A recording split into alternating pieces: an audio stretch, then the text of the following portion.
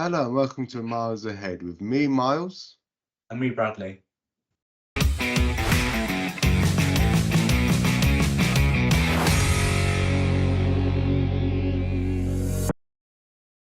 And today we're going to be talking about the underestimated film of the year, Project Hail Mary, starring Ryan Gosling. So I guess a little background of the film. So it's based on a book by Andy Weir, who famously wrote The Martian, which also received a film in 2013, I think. Maybe slightly later than that. Directed by Ridley Scott and starring what's his name? Matt Damon. And yeah, this time it's directed by Spider-Verse creators Phil Lord and Chris Miller, who also are known for rebooting the Jump Street series. And yeah, so far it's grossed around 301 million at the global box office, so I'm pretty sure it's a smash hit, or will be by the time summer comes around. And yeah, overall, we're going to talk about our thoughts, what we felt worked, what could have been improved. Yeah, I guess we'll start with you. What was your overall thoughts, Brad, of the film? Yeah, I thought it was a good film. I think like a lot of people, I went into it not expecting much, because it didn't look particularly great from the trailers, and they didn't really have much of a marketing from at least what I saw. So yeah, I wasn't really expecting much from it, but to be honest, it was quite good. I liked simplicity of the storyline, the overall production value. I thought that was pretty good. Yeah, I thought it was a pretty good, effective film, basically. Yeah, I think I agree. I don't know if I agree with you in terms of its marketing, and I think there was a little buzz around it, mainly because I think of Ryan Gosling's involvement. I Yeah, didn't really know it was I'm just saying from my personal sort of, from what I've seen, I haven't okay. seen much in That's terms fair. of any sort of marketing or trailers. And I don't think a lot of people would have. Yeah, it's got Ryan Gosling, but I don't think a lot of people would have necessarily known about the film. Maybe. Because I would say there's always films with an actor's sort of remit that people just never heard of. So, yeah. Yeah, maybe. Yeah, I enjoyed it. I think the story's quite simple and effective. Mm. Obviously, the character development's good. The Ryan Gosling's good in it. His relationship with the alien as well is pretty good. Yeah, overall, I think it was quite a well done film. Quite good technically, quite well shot in certain places. Yeah, overall, it's a pretty fun watch. So I guess we'll go into what makes it, for us at least, what makes it work, which I think for me is mainly it's sort of, I think how it sort of tells its plot, because it's sort of a basic, if you like cut down all the sort of flashbacks, it's sort of a very basic sort of plot of a man goes to space to save the world kind of thing. Which some films have done that kind of thing before, or there have been similar instances to that sort of thing. But I think it's done in quite a way, because it starts with him waking up from however long in hypersleep. Or is that how we call it? Hypersleep? Yeah, I think he was in a coma technically, but yeah. Yeah. And I don't know how long it's been, but obviously as the movie goes on, it flashes back, which he obviously indicates that he's regaining his memories, and it tells you the events of what was happening before he went into space. And I think that's done quite well. I think it's quite well established in what he's doing, why he's doing what he's doing. He's not just he's in space for whatever reason. Yeah, and I liked how they linked like the flashbacks of something that was happening at that particular moment in the film. I thought that was quite an effective use of a flashback scene as well. Yeah, I think they are done quite well. They're not just splashed into the film for like exposition. I mean, some of them might be a bit, but it explains a lot about why the film, or why at this point, why it's happening and what the plot is. And I think it's done quite well without being too heavy-handed, because sometimes they can be quite heavy-handed with like exposition, because that's basically the main point of that type of scene. But yeah, I mean, it was done sort of basically to the right level. Yeah, I think it wasn't too much and it wasn't too little. It wasn't too much, and I wouldn't say it could have had more.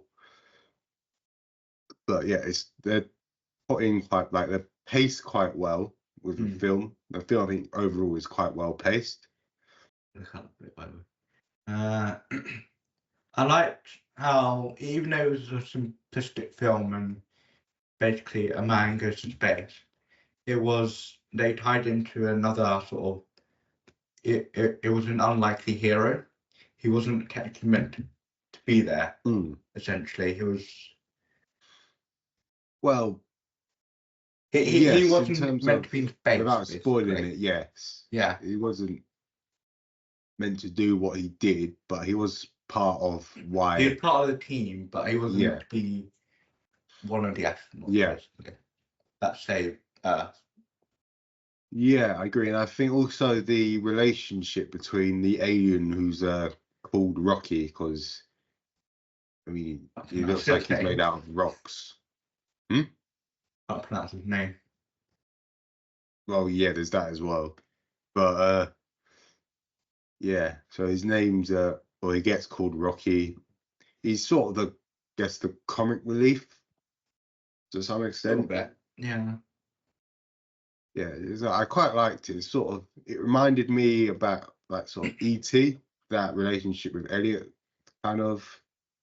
Yeah, I know it's like sort of very different than that in terms of its plot and everything, but it's sort of, the idea is sort of there and just reminded me of that. And I guess, you know, they responded quite well. I think, I don't know if the actual alien was an animatronic or a puppet or something. It was.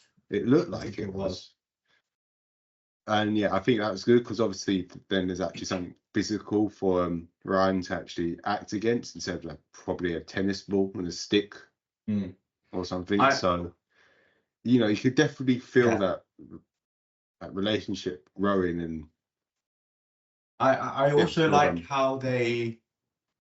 So Rocky was an alien, but I liked how he wasn't like your typical alien. He was like an animatronic sort of robot thing, rather than like your typical alien that you think of with like green skin and antennas and stuff.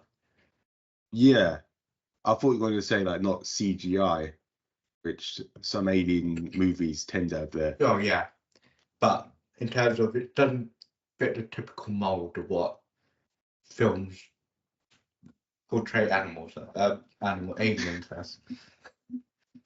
Yeah, I definitely agree. I think as I mentioned, it's quite well shot as well.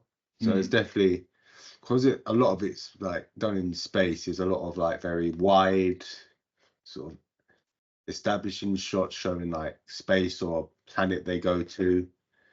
And, you know, it's very well done. Yeah, I think, although it's probably done in like a blue screen or a green screen at some studio in wherever they filmed it, it actually feels like they're there, which I wouldn't say has been properly done probably since like a film like Gravity with Sandra Bullock, because that was, I mean, obviously that's a very different film, but it's sort of very sort of similar sort of shots in terms of it. Everything's moving, like the camera's slowly moving. Yeah. Well, everything in the scene is moving, because obviously very minimal gravity in space. So there's that whole scene where like Rocky's ship and the Hail Mary, which is the name of the ship Ryan Gosling's on, like does that sort of dance where they spin round and round, and it's like stuff like that's very well done. Even if it, I mean, it could have been like, I don't know if it was CGI, like sort of bigatures, or like models, but it's like it's very well done, even if it's CGI. But sometimes they can look a bit ropey, look very unfinished. But yeah, I mean, it looked to me like a bit of both.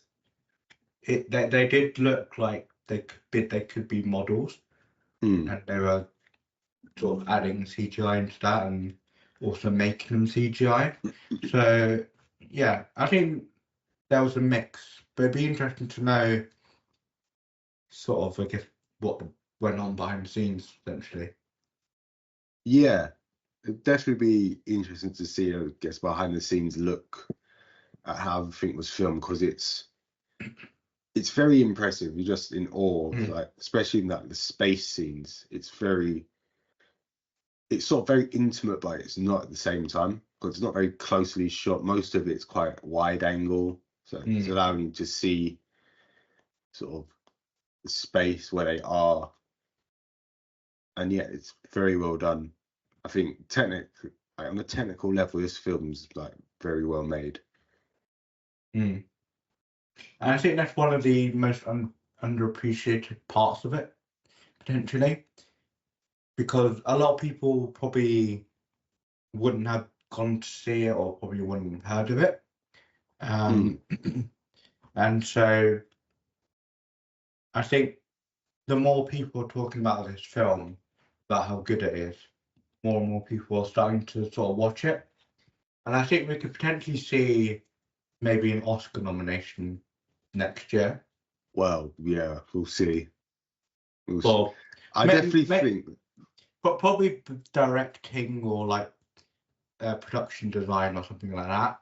Probably not acting. I mean, Ryan Gosling was very good. yeah, but I wouldn't go that far. I think as most of the film is mainly just him, you know, there are a couple other characters, but I feel they're very sort of forgettable. Yeah. It's like, I mean, to be fair, they are mainly in the flashbacks, so that's probably why they're sort of there for a couple of minutes, and then it's Ryan Gosling for the next 20 or so until they're back again. Yeah. But yeah, I think that's something I felt. I mean, maybe that's partly in the book as well. But I felt most of the side characters are very forgettable because they're not in it for as much. But I guess that is sort of the point. Yeah. So I don't yeah. know I mean, if that's. I was going to say, I think I that's don't know if there's a the way point. to get around that, to be honest. Yeah. I mean, I think that's the point. I don't think it's telling the story in a quick and nice sort of tight, easy bow. How this happened, and it's not really about the side characters. Yeah. It's more about the story and sort of everything else, rather than, oh, Ryan Gosling might have a relationship with one of the other characters. Yeah. Yeah, I definitely agree. So I guess we talked about how this is potentially an underrated film, and how probably a lot of people wouldn't have necessarily heard of it or watched it, but really like word of mouth and reviews on watching it. I mean, is it a surprise that it's grossed £301 million? I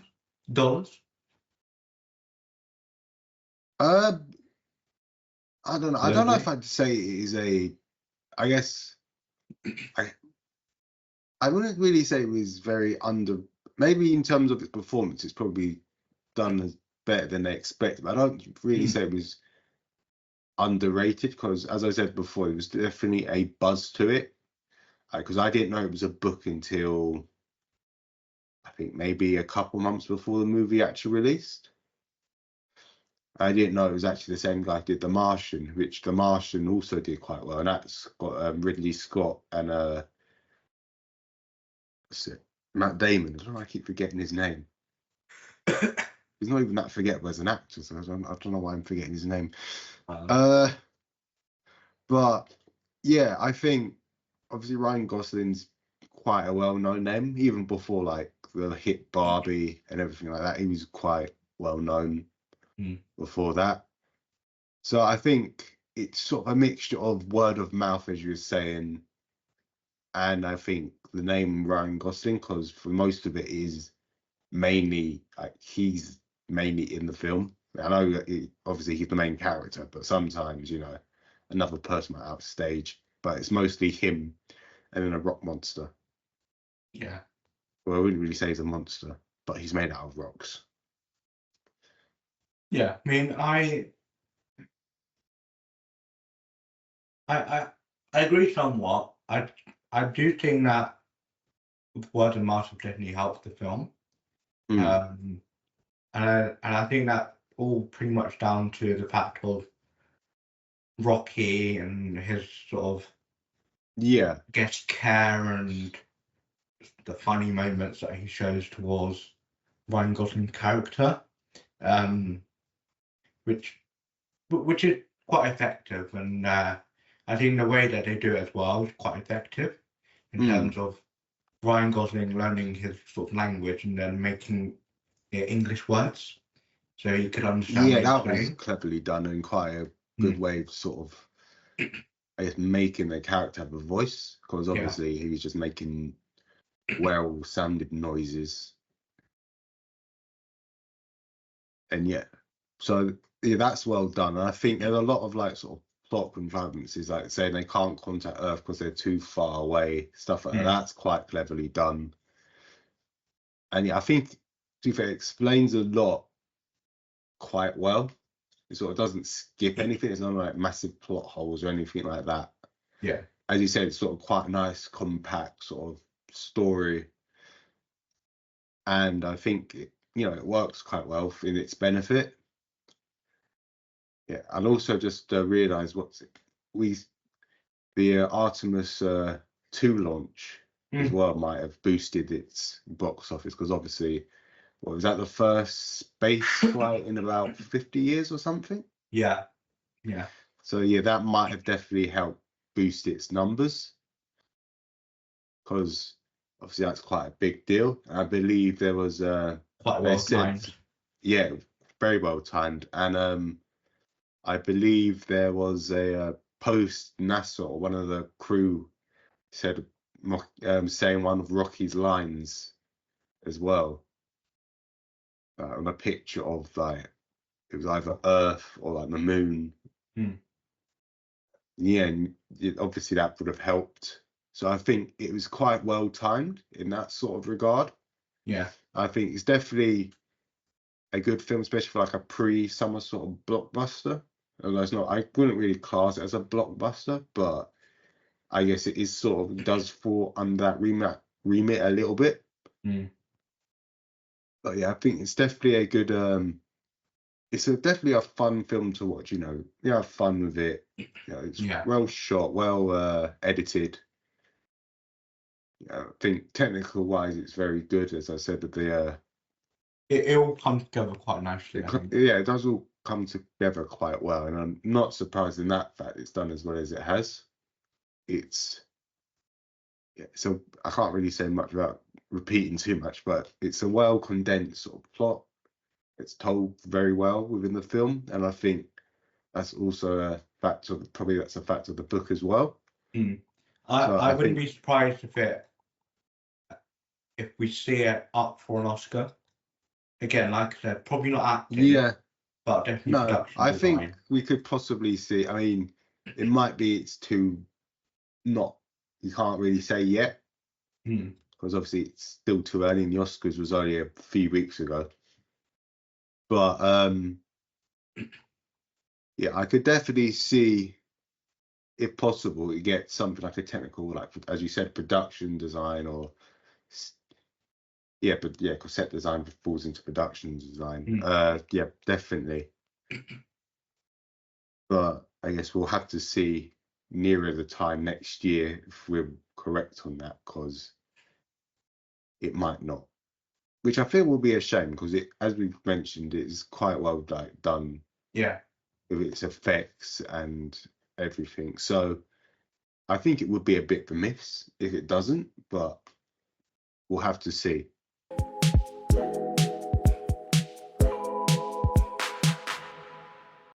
And welcome back. Now, let's dive into Paradise Season 2. Now, over the last couple of episodes, we have mentioned Paradise. We mentioned that we've seen the, at the moment was the current season. I guess technically still is. And yeah, so last episode came out a couple weeks ago. Yeah. So we decided it's, as season 3 has been announced, and I'm guessing pre-production will be starting about now. We'll talk a little bit about now. Sorry? Production started now, I think. Oh, has it? Hmm. Oh, fair enough. Well, there you go. But yeah, I guess we'll talk a bit about our thoughts and what we've found different between the first and second seasons, I should say, because it's American, not British. Yeah. Yeah, I mean, it feels very different, season 1 and season 2.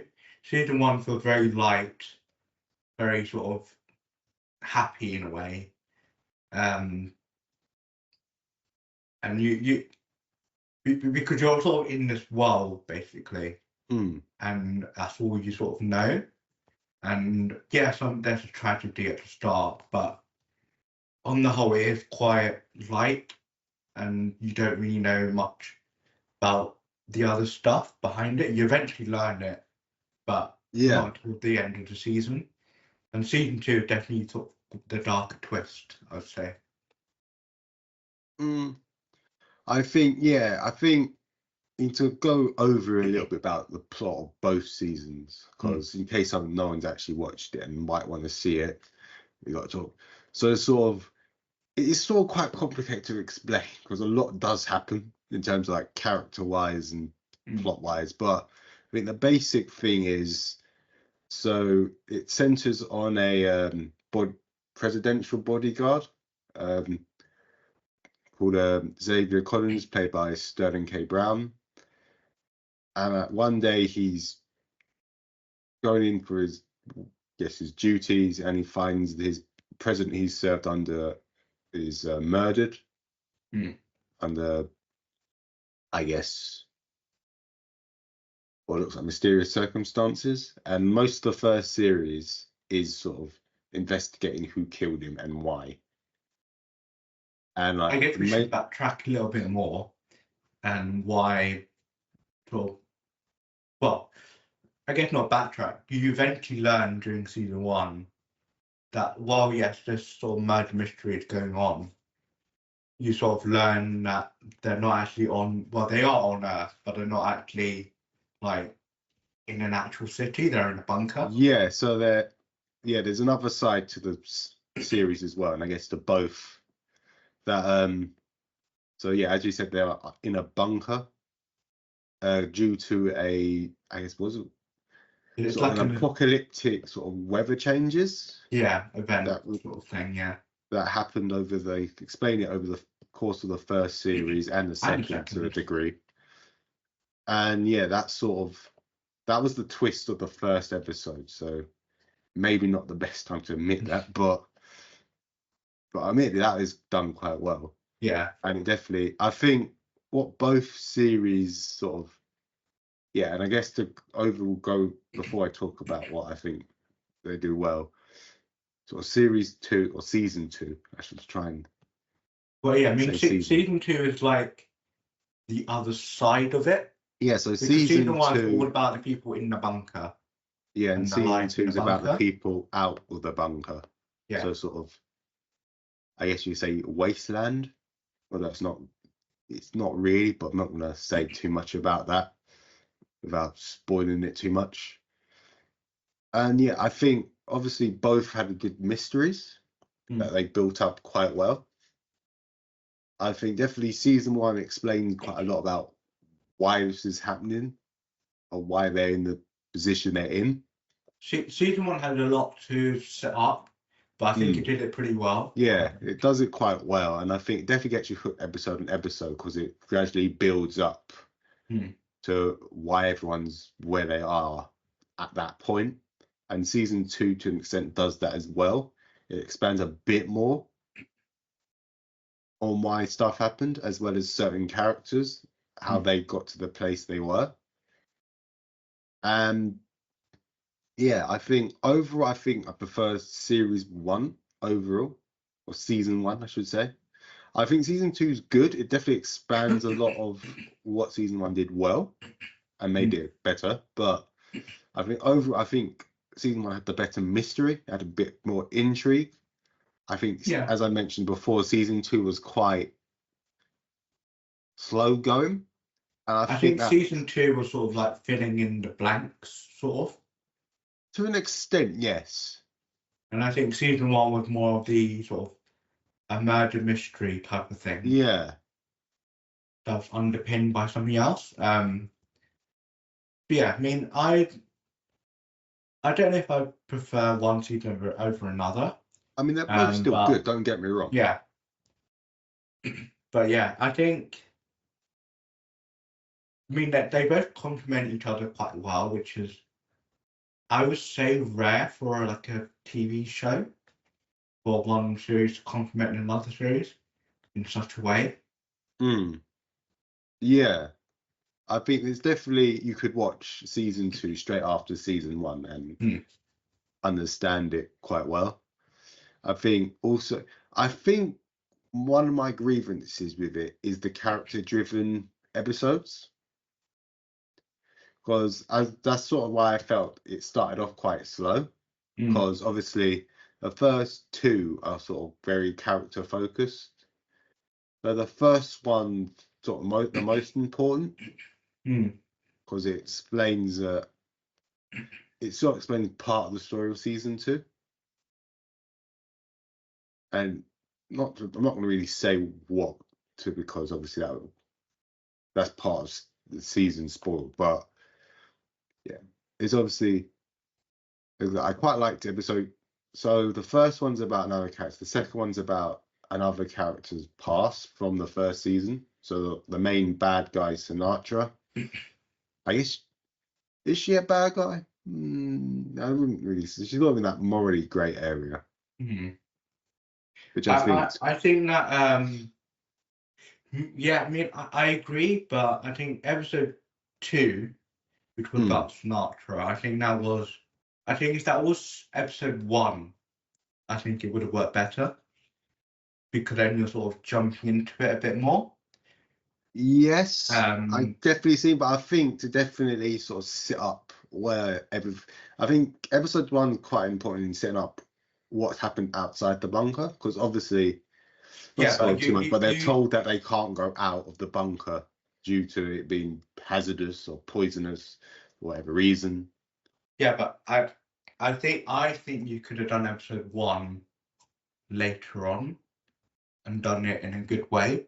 I think the way that they sort of did stuff in season 1 about revealing stuff and doing like sort of flashback and stuff was quite good.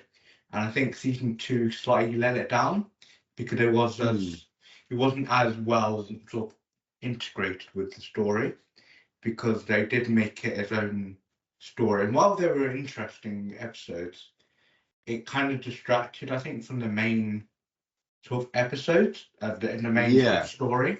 I think that's probably one of my what I felt was a weaker part, because season 1, they had sort of character focus, or episodes that certain characters more focused on, but because I guess they were all in the same place, everyone else had about an equal amount, and because in season 2 most of the characters were in very different places, it didn't really help. Obviously, I'd say there was one thing, which was episode 6, about Xavier's wife, Terry.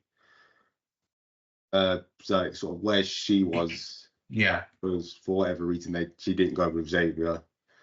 And it's sort of explaining what she did during those years. And I think that one was fine. That one sets up what's happened, where she is now.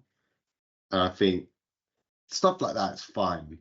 And I guess to an extent, most of it was like that. But I think some of the characters and some of the storylines yeah, I that just came felt to they the weren't like characters good were enough very to have an unnecessary. episode. Yeah.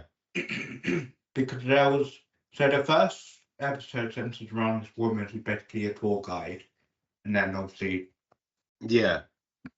the event happens, and then she's not a tour guide, and then she meets the people who will become important later. Yeah. And so there's a bit of a link there. So there was partly a link there because there's obviously sort of like, as we mentioned, the people like Dylan is like the leader who's sort of he's sort of portrayed as sort of the season antagonist. He's not really, but yeah. Part of his yeah, thing is to try and go to the bunker. I mean, her character within that and what happens to her is irrelevant. Yeah, I kind of see because she's very like, not to spoil it too much, but she's very short-lived as a character. She's not in that many episodes. And yeah, I do agree. It's like because the first episode's more based on her and like and what she's been doing. Pointless. Which is Until why I'm saying if episode 2 was episode 1, it would have worked better. Yeah, I guess so. But I think because overall it does like they do sort of blend into one quite well because obviously everyone crosses over eventually. Oh yeah, but I think so it sort of goes full circle in that regard. Yeah, it just I think some of the characters could have been like not included. I think you could. I mean, if you wanted to do the sort of the outside world type of thing, which they did, I think you're better off focusing on Dylan and how he basically met the other people, rather than focus on an entirely different character and other characters that are useless in effect. Yeah. Yeah, I mean, I wouldn't say that. Yeah, but I wouldn't say Annie's entirely useless. But she's pretty much useless. I mean, she's very much a sort of, don't want to say one and done, but she is a one and done sort of character. But yeah, I think there's definitely something like that I felt could have been integrated a bit better. But as we've mentioned before, we've got season 3. It's been announced, as you said, it's in production now. So I guess try not to spoil too much about both seasons. To be honest, which is running quite hard. I guess where do you think season 3 is gonna, I guess, lead, or what mysteries or things are going to get unpacked? Season 2 obviously left in a big cliffhanger, so it's obviously going to centre around that. I think it's also going to centre around sort of rebuilding society as well. Yeah, because essentially it's the whole Earth is the wasteland, and so yeah, I think a lot of season 3 and a lot of the bulk of the episodes will be about rebuilding society, and sort of the fallout of the fallout of the bunker, and sort of what happens now, where's next. So yeah, I think a lot of the episodes will be about that, and then it will also be about maybe a dilemma of should I do the thing that was the cliffhanger or not? Who should I take with me, etc. And how should we handle it? Yeah, I think I agree. To be honest, I think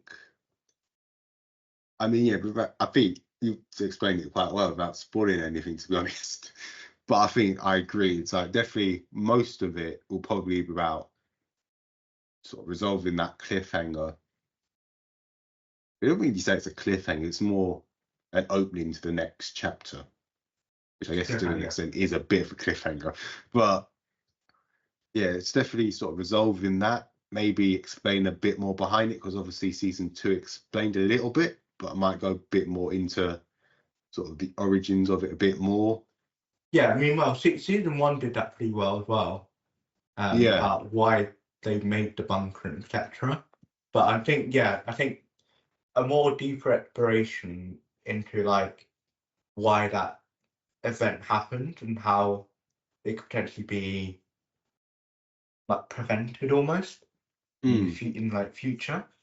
Yeah, I definitely feel like it's either this season or if they get to season 4 or something like that, they're definitely going to explain what happened to the world, because obviously I haven't really explained too much. I've sort of mentioned, or we've seen bits about weather and stuff like that. Which is why I think season 3, I think a lot of the episodes will be like filler episodes, basically. It means 8 episodes long, I mean, it's 8 episodes, so it's a very 2 and 1 and 2.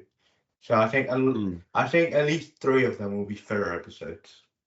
Yeah, well, I definitely think it will explain a bit more into that, and as I said, the origins of it, the cliffhanger left by season 2. Yeah, and I think I agree, like building a new society, building a new life, seeing how certain characters react in new situations. and what happens eventually. Yeah, I definitely feel. Yeah, I think we pretty much nailed it, to be honest.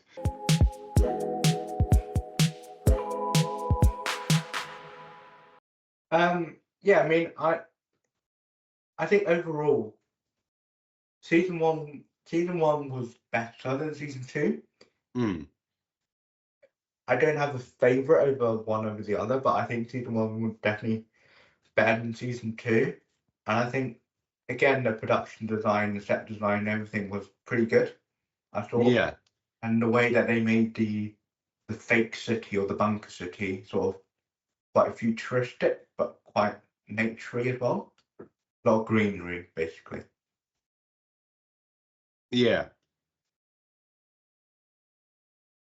Yeah, I guess I have to see when season 3 comes out. Which, to be fair, I wasn't expecting this season to come out as early as it did. So hopefully we'll have it next year.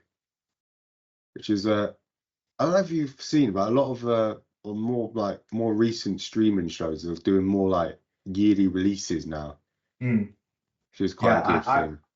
I think because a lot of people have been frustrated with the fact that you had to wait quite a few seasons. Like with Stranger Things, you had to wait like. I mean, yeah, we've mentioned 4 that years between the last 2 seasons. So I think they're trying more to do yearly stuff. Yeah. Which is good and how it technically should be, I think. Yeah, I agree, because I think especially like something like Slow Horses, that's like yearly, and now this is going to be yearly. And so I think, as you said, it's definitely good. It's a good thing. And I think it proves that things. I think it proves that the industry is definitely picking up as well. Yeah. After the slump during the pandemic. Yeah, I definitely agree. I think, as we mentioned, it's a good thing they're going back to yearly releases now, instead of waiting for like maybe a year in between, which some shows still do, which I don't think is that bad of a gap. I think it's when it gets fine, but any longer than 2 years or 3 years is a bit of an issue. Yeah. And to that extent, I think I'm quite surprised Stranger Things lasted as long as it did, because there were some ridiculous gaps. Yeah.